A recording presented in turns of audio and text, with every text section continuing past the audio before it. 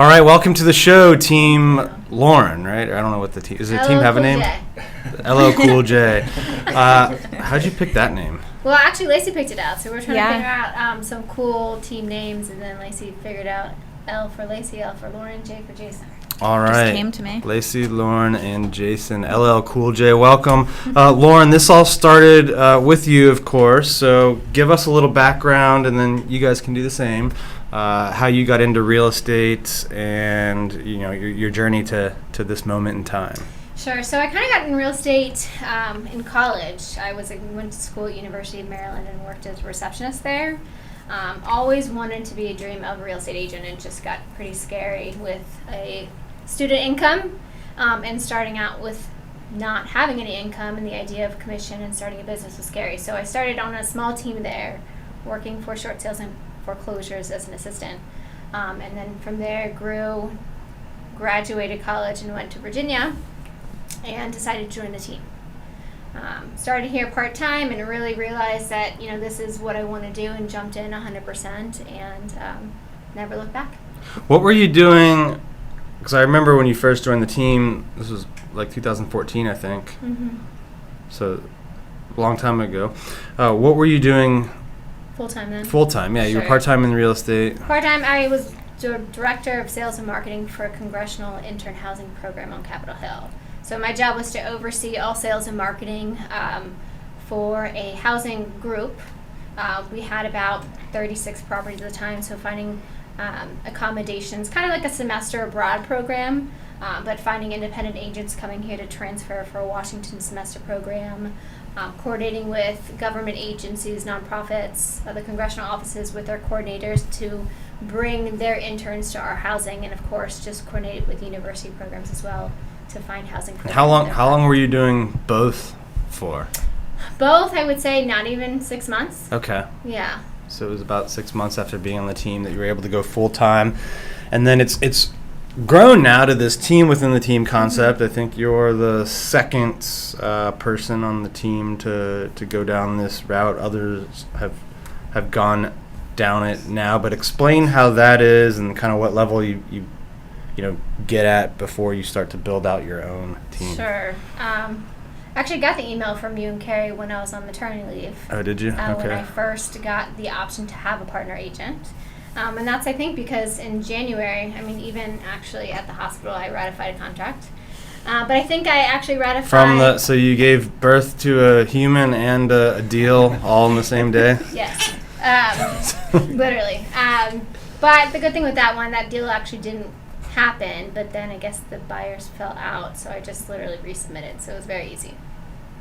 But in that first month, I think I probably still ratified 10 properties in that month. So kind of going in that we realized if I'm going to do this amount of volume that, making a partnership and having that partnership and being able to double that with 2 more people was ideal. So. And you were at somewhere around 35, 36 deals a year at this time? I don't remember if it was the first time. I don't know if it was 20. Well, I think it was probably close to 30. Okay. Honestly, I'm not sure.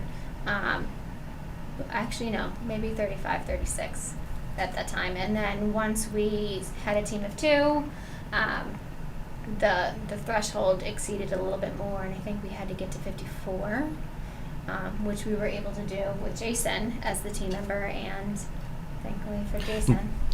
Jason, how long have you been working with Lauren, and how did you get into real estate? So initially, I'm a physical therapy background. So I was doing physical therapy in an orthopedic setting, and then I really wanted to continue get back into real estate because initially I bought 2 investment properties, and I just liked it when I was younger.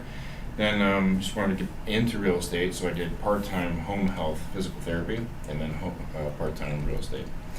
And it wasn't lighting the world on fire at all, but just kind of doing my thing. And then I learned about you guys here, and it was really good.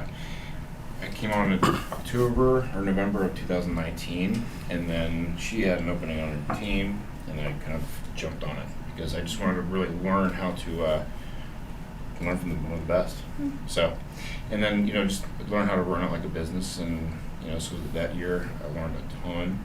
How to manage time, manage clients, and yeah. So, yeah. since 2019, and then was on with her for a year until Lacey. So so you're coming up on the 2-year mark soon, or later this year you'll hit the 2-year mark. About a year into that. Lacey. So my background is more so in the retail management area, and then also custom closet design. I was doing custom closet design when COVID hit, and I lost my job because of that. I grew up with real estate around me, with my stepdad being an appraiser. So I always knew that I wanted to get into it. I just never knew what state I was going to end up living in. So I kept putting it off. And then when I lost my job, I was like, okay, this is a sign from the universe. So I got my license in Pennsylvania at the time.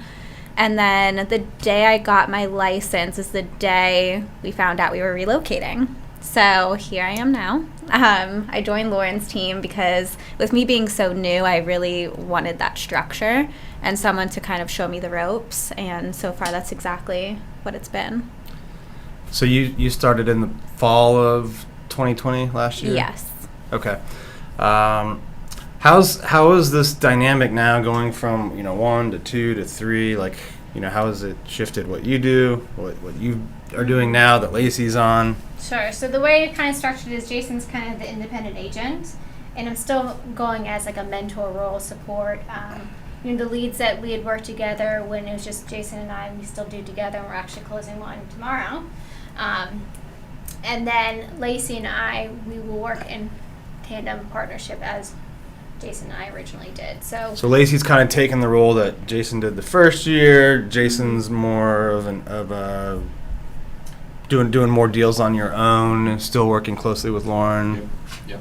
Yeah, she's really my eyes and ears with everything. So I have any questions, anything. It's kind of like helping hold it accountable, just making sure that he achieves his goals. We check in, making sure he's breathing from time to time when he's quiet. I know he's busy. Another thing that Jason wanted to do is he wanted to double his business this year. So my job is to focus to help him get him there. And even though when he's doing great, I still have to give him a nudge to let him know he needs to follow up with his clients, because if he doesn't do that, then it's going to be pretty slow the next few months. So. Yep. Mm-hmm. And so a couple years ago, before Jason, you're at 30 deals, 35 deals. What's your goal now this year with all three of you, and what are you tracking towards? Last year we got 54. The goal this year, I would want to say we would want to be at least 75. We hadn't really talked about it again, just because I was on maternity leave last year, starting August up until the end of the year. But Jason's already bumped his goal up a little bit more just based off of where he's at right now. So I think it's definitely something that's going to be achievable. How has it created more value? Both for, obviously we talk about the numbers. You're going to double in deals. You're able to hop in new and learn and have business, which is rare. Mm-hmm. How does it make the experience better for the clients? I think it makes it a tremendous amount of experience for the client, because you know that regardless of us being a mini team, I'm just not going to assign it to one person and then be done. We're all working together. Our job is to help, and even worst case scenario, we're in a market right now that things move quickly, and if we're in a meeting right now, if I'm in a meeting right now, I don't want to be the reason why we can't give someone a chance to look at a home. So that's why we have Lacey and Jason here to help, and I think 3 heads are better than 1 when it comes to getting creative, and if we're at a standing still and when mind block, team effort just to talk things through is going to be what solidifies the deal, at least to get it the best way that we can do for our client. Okay, so there's more of you, more creativity, more coverage to provide, showings for clients. Because right now, if you miss out on a showing, there might be 10 offers in the next day, and it's too late. Just holding each other accountable, and especially now with inventory being so low, finding off markets is really the wheelhouse, right?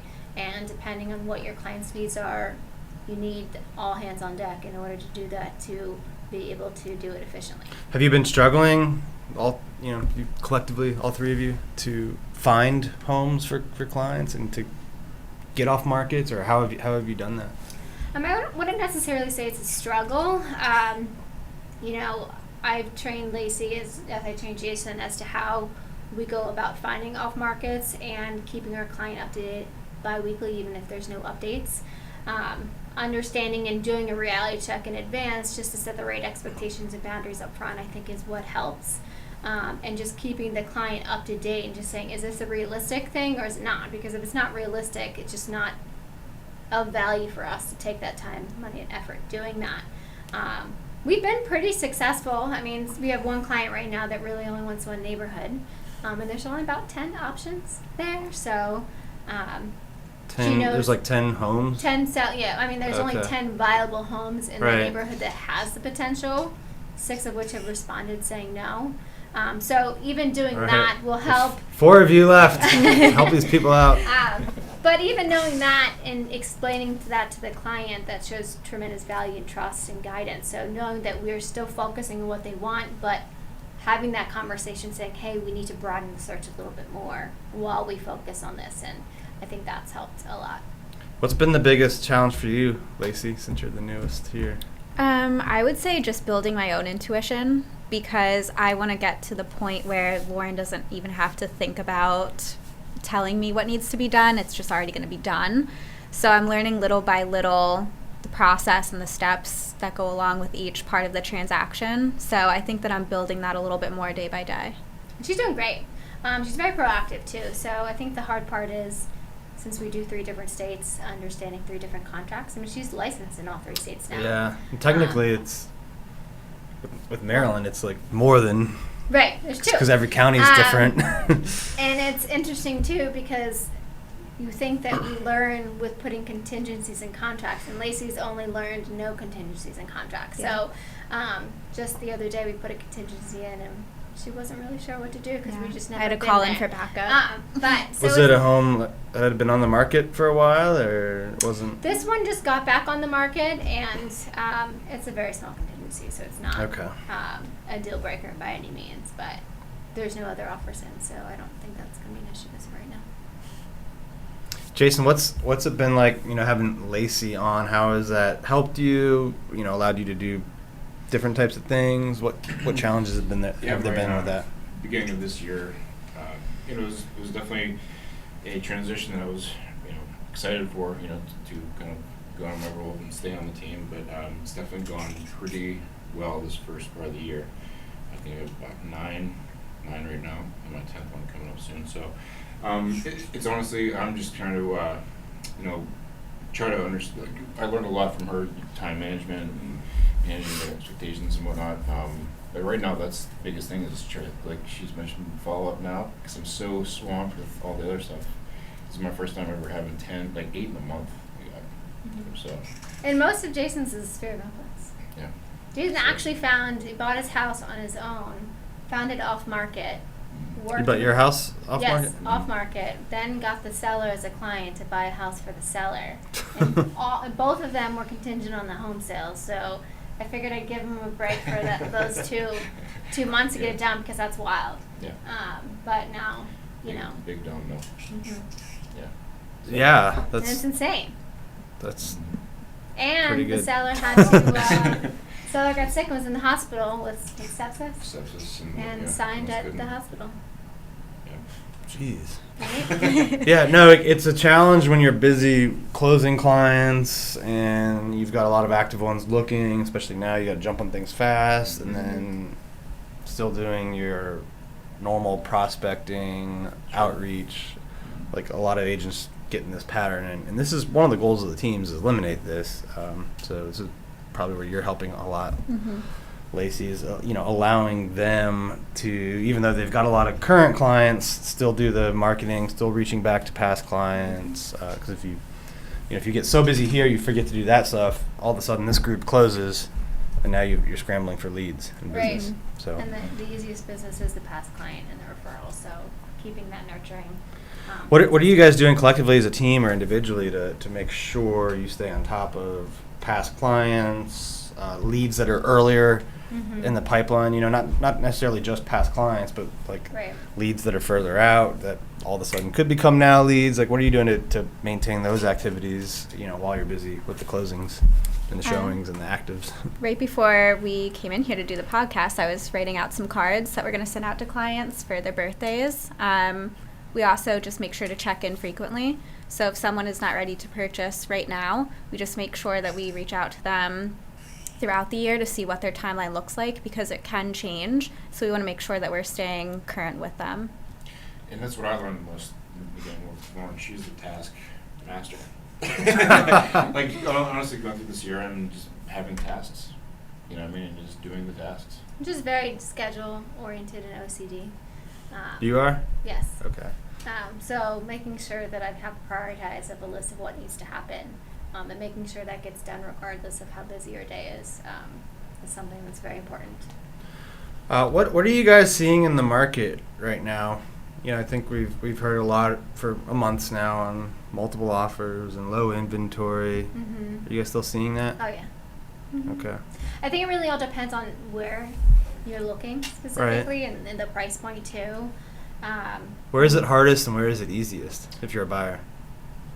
I've noticed in the $500,000 to $700,000 range is like, it's really hard. It's gone. Well, I mean, even up to Yeah. like 1.2, 1.3 is pretty Which is hard. like, for those who are watching, we're in the DC area, 500-700 that's like the median range for this area, right around, maybe slightly under median range now. The median range is creeping up, but so in your markets, probably the median or right under is going to be the most competitive.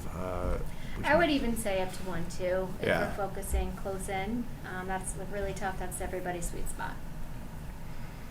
What about, are there certain pockets, or not necessarily like a certain city or area, but types of places, like is in the city easier, harder, or more suburbs or townhouse or condo, single family? Any other trends you're noticing there, or takeaways? Condos are right now are definitely, I think I have a couple condos now, and I was able to get some contingencies in. Mm-hmm. So they're definitely. I think it's kind of specific depending on inventory. Sure. Lacey and I, we just closed one or under contract with one that was multiple offers, and it's just a small 2-bedroom in Alexandria, but yours was also in Alexandria, a little further out, and I think there's 6 actives. Yeah. So I mean, it's really specific. I mean, Lacey and I feel like we're all over the place. So I mean, we have clients in Annapolis, we have clients in Frederick, both are in Maryland. We actually put an offer in on one in Darnestown, Maryland. I can't remember, in Montgomery County. That one's very competitive, and we also have clients looking Great Falls, Fairfax Station, and even all the way. I'm going to Haymarket tonight, 7:00, to show this property with a pond in the basement. A pond So they're in the all basement? yes, there is a man-made pond With a waterfall feature. Oh wow. So I think it's Wild. specific, right? So I mean, like instance for that one, for example, I have a feeling that it's been on the market for almost a month. No one wants a basement with a water feature. Mm-hmm. And I mean, we were just in Great Falls showing clients a property. I mean, but this was a different price point. This was closer to $3 million. Mm-hmm. Almost on the market for 8 11 months. 11. Okay. So I mean, there's definitely flexibility there. It's just a matter of what can we come to an agreement on. When there is a lot of competition on it, which is more often the case, it sounds like than not. What are you guys doing to win? So we get pretty creative. Obviously, if there's a deadline, we try and get an offer in and put a deadline in ourselves. Lately, I mean, we've done it probably 4 or 5 times, no success. Yeah. I mean, I think we've gone up $75,000 non-contingent, pretty much gave them everything they want, even a rent back if they even need they're it. saying, yeah, we'll wait a couple days, see what other people do. Hey, that's a great thought, but let me get to this question that I just got from one of my followers right to my phone. By the way, did you know you can text me at 703-215-1684? This is a new thing I've rolled out. I'm letting my listeners and people that subscribe and follow me on social media connect with me directly to my phone on text message. It's me answering them and responding. You can ask me anything about real estate, investing, business, whatever. Just text 703-215-1684 and I will respond to you. So we just resubmitted it again today. We'll know later tonight. I think it's just a matter of timing. I mean, we had clients that lose on one offer and then they found another house they liked, and no offers were in, so we just put in, and we kept contingencies in, and they accepted. So. Yeah, and I went one in Temple Hills recently and said, hey, tell us your offer. You know what I mean? What would you, what do you want to sell for?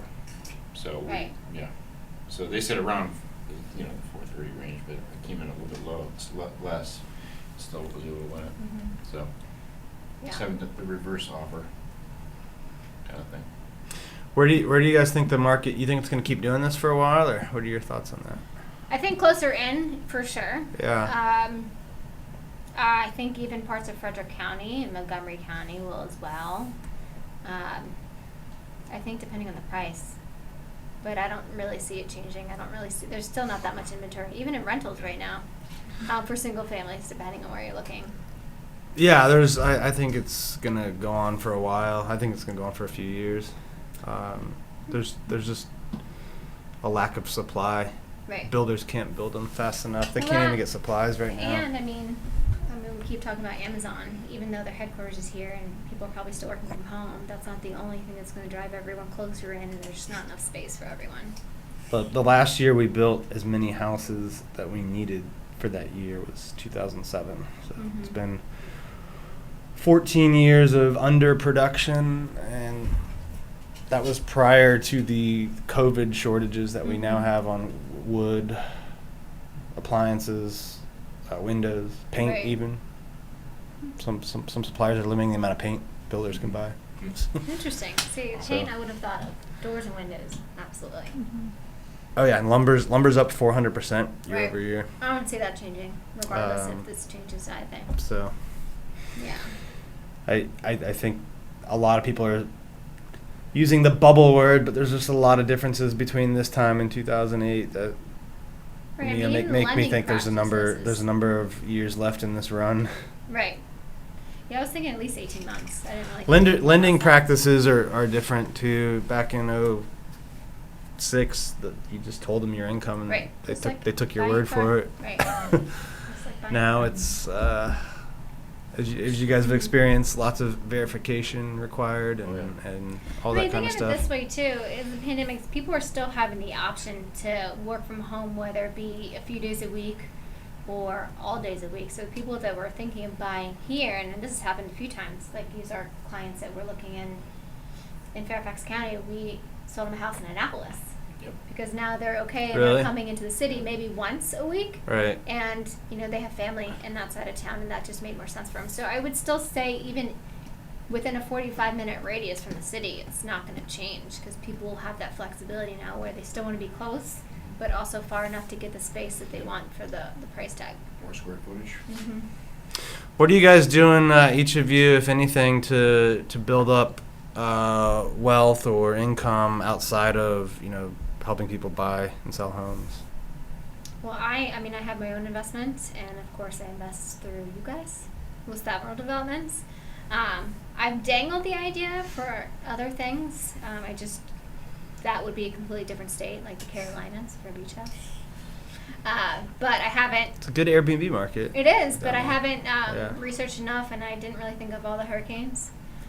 So I'd have to just dig deep enough to understand it a little bit more, but that's kind of the goal.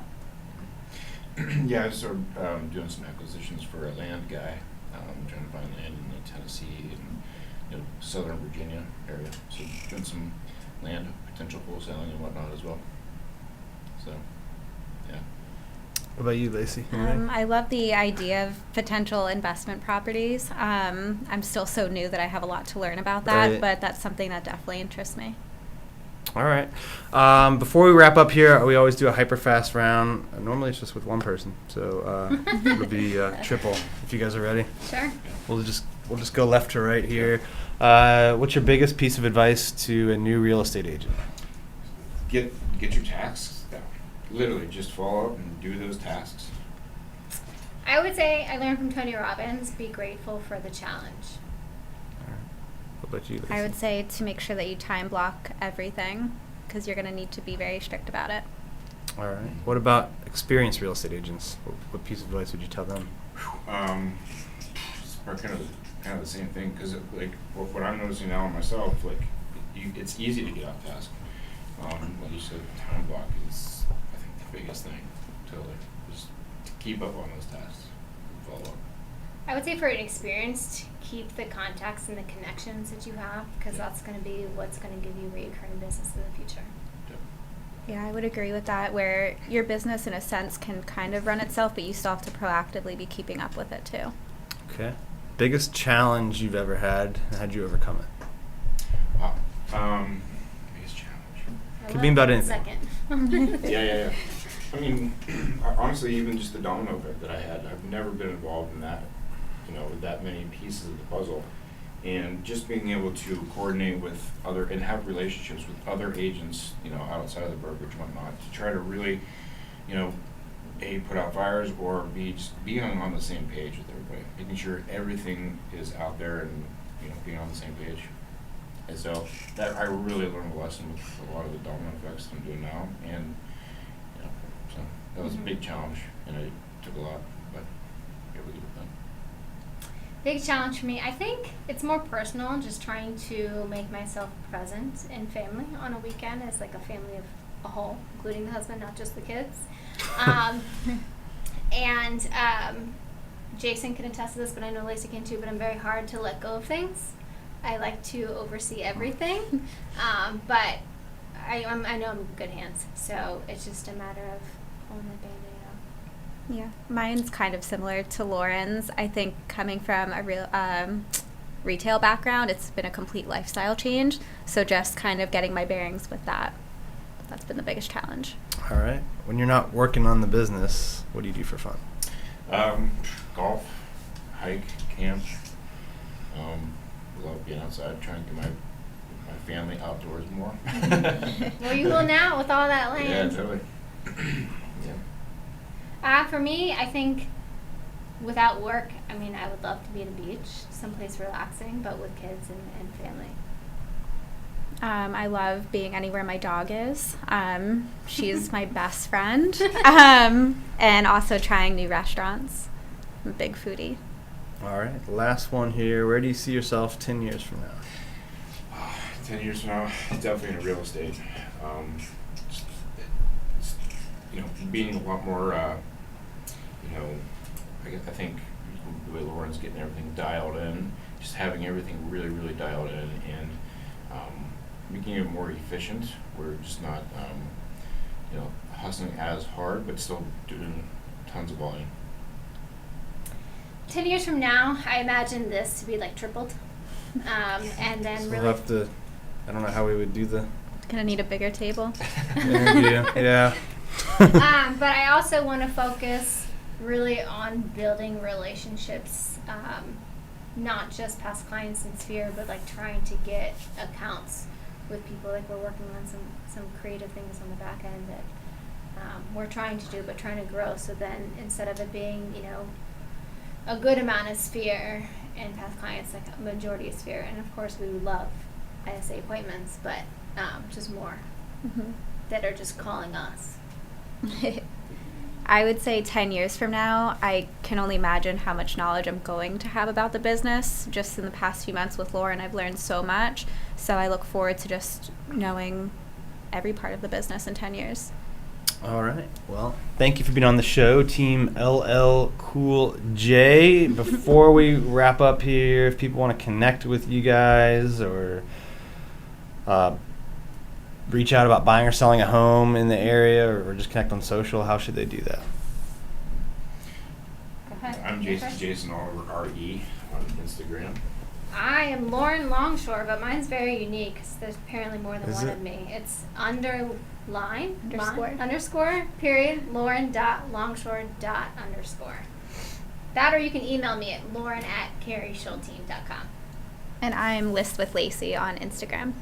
List with Lacey on Instagram. All right. Well, thank you for being on the show. Thank you for everyone who tuned in to watch. It's been an amazing time learning about, how you can take one agent's business or one agent, can grow their business with other people, create more value for themselves, their team members, their clients. Remember to hit the subscribe button. Share this with people you think could benefit. We'll see you next time. Thank you for tuning in to this episode of the HyperFast Show. Subscribe to us if you want to make sure you get the latest and greatest HyperFast shows. And remember, we love reviews. Reviews help us bring better and better guests and improve our shows. So give us the good, the bad, and the ugly. We hope you enjoyed the show, and we will see you next time.